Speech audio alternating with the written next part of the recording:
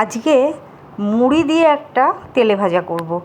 প্রতিদিন কি সবাই মুড়ির সাথে তেলে ভাজা খায়, কিন্তু মুড়ি ভাবছে দাঁড়া, আমাকে সবাই তেলে ভাজা দিয়ে খাস, আজকে আমিই তেলে ভাজা হব।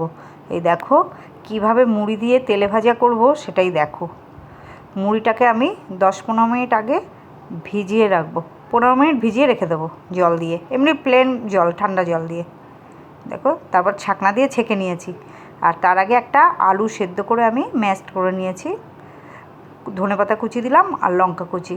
যেহেতু আমার মা আমাদের বাড়ি আছে, এই জন্য মা নিরামিষ খায় বলে এটা নিরামিষ করছি, তোমরা চাইলে পেঁয়াজ কুচি দিতে পারো।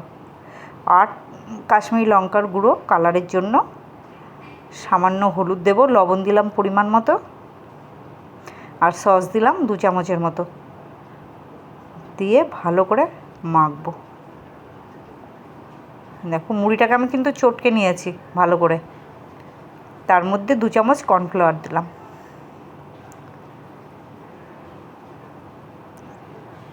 দিয়ে এইবার ভালো করে হাত দিয়ে মেখে নেব। দেখো ভালো করে সব উপকরণগুলো মিশিয়ে নিলাম, নিয়ে এবার সামান্য একটু তেল দেব, সাদা তেল। দেখো যেন না লেগে যায়, যেইখানটা আমি করব, এটা পিস পিস করে কাটবো, সেই জায়গাটা যেন না লেগে যায়, যেন তেল। দেখো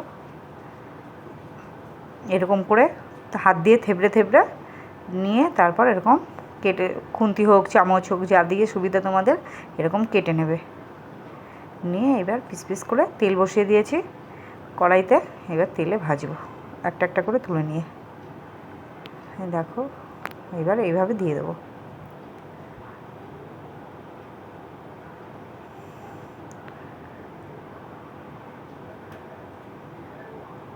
পরপর দিয়ে দিলাম, এই যে এরকম ভেজে তুললাম। দেখো তো কত সুন্দর হয়েছে। কেউ বলবে এটা মুড়ি দিয়ে করা। গরম গরম তোমরাও বানিয়ে খেয়ে ফেলো, এত টেস্টি না, খেলে বুঝতে পারবে।